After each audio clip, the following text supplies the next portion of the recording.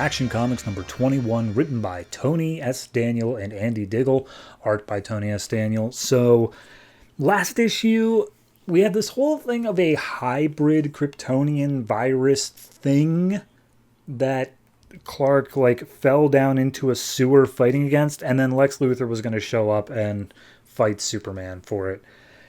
This issue picks up reminding us, thankfully, that this is all set 1 year ago, which I had completely forgotten about. But regardless, Lois and Jimmy are pretty much at ground zero. They're like, hey, let's go down where Superman was and get the scoop. And Jimmy's like, that sounds like a horrible idea, but I guess I'm in. So we see Superman fighting against the hybrid creature.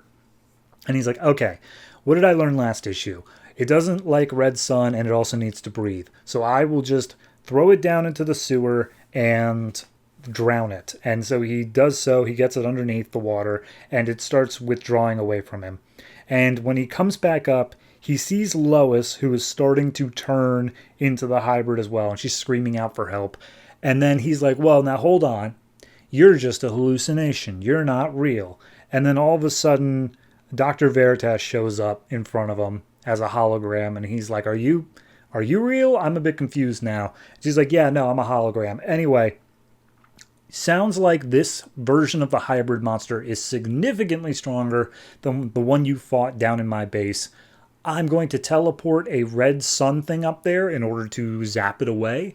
You get out of here. And he's like, nuh-uh, I'm going to stay and see this to the end. And it's like, okay, but that thing's good. Like, I'm red sun. Are you clear on that? And he's like, oh, but what happens to the people that were turned? Like, I have to be there for them. And Veritas is like, okay, well, you're kind of going in and out. You're getting a bit choppy. The signal's going out. I don't know what's up. And then we see the thing that was blocking the signal is actually Lex Luthor in his power suit. Mind you, we can't actually see that it's Lex.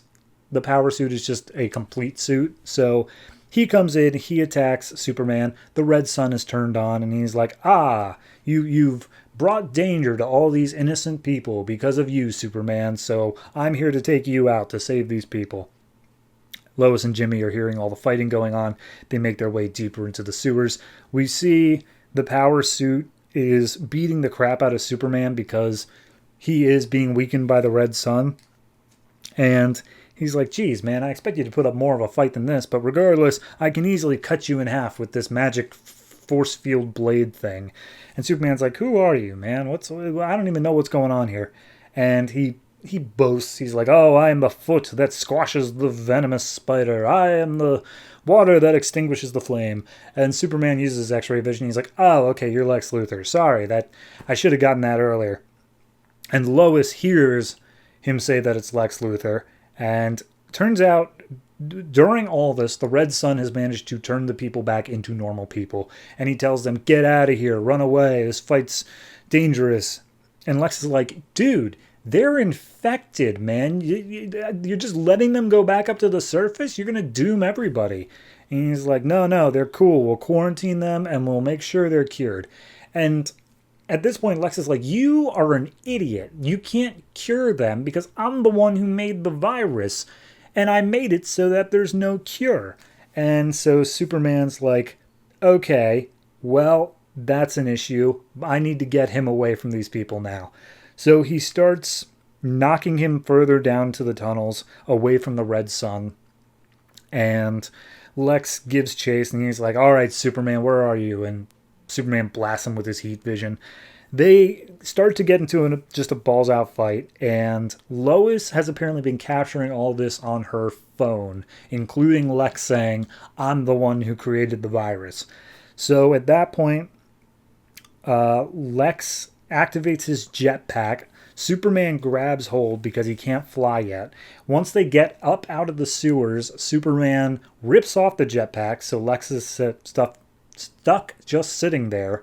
And then he uses the jetpack to go all the way to the sun so that he can very quickly get supercharged.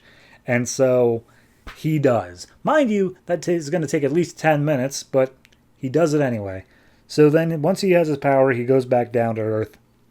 And he just super speed punches Lex Luthor in the face, somehow not killing him, but regardless, knocking him out. And everyone's gathered around like, did Superman just punch out Lex Luthor? Isn't Lex Luthor like a billionaire philanthropist? Is that okay? What's going on around here? And Superman, he hears all of them talking and like how they fear him or whatnot. And then he hears Lois's voice saying like, nah, this is all Lex's fault. He's the reason for all. I got him here on my phone. And then he flies away. So then we cut to the next afternoon where Jimmy is recounting to Clark, oh man, you should have been there. It was so cool. Superman beating up Lex Luthor. And Lois stops in and is just like, yeah, no, I've accused Lex of this stuff, but my phone got dropped into the reservoir and I don't have the video proof anymore. It's just my word against his. And Clark says, oh, you mean this phone? As he pulls it out. And she's like, how in the world could you possibly have that? And he's like, I went magnet fishing or something. Either way, here's your phone. And she seems super ecstatic about that. She gives him a big hug. And then at that moment, we see John Carroll, who we've already established is Lois Lane's new boyfriend, walks into the diner where they all are. And Jimmy's like, hey, man, welcome to the friend zone.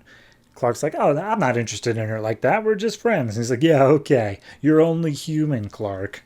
And that's the issue. So it seems like the entire point of this hybrid story was to explain why Lex Luthor was in super prison over in Superman. And if that's the case,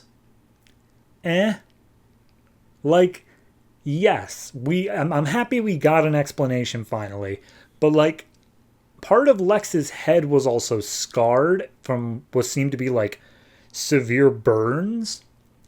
We didn't get that here. That didn't get explained. All we're getting is why he is in prison, and it's a good enough reason that he, poisoned part of Metropolis. But I also think that Grant Morrison gave a good enough reason of Lex was working with Brainiac way back in like issue 4 or 5. I think that's a good enough reason to be locked up for life. Maybe that's just me, but regardless, it's an okay story. But again, like by the time we get to this issue, we lose the hybrid stuff and it just becomes about Lex Luthor, which I didn't really feel like this arc was about Lex Luthor.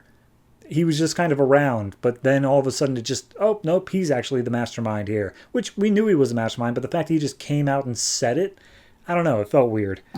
So yeah, it's a very confusing arc. It's not the best foot forward for the new writers. I'm not opposed to it. The other issue I have here is the fact that we're dealing with like hallucination stuff, which is also happening over in Superman with Hector Hammond. So I'm like doubly confused as to what book is which every time I'm reading this now.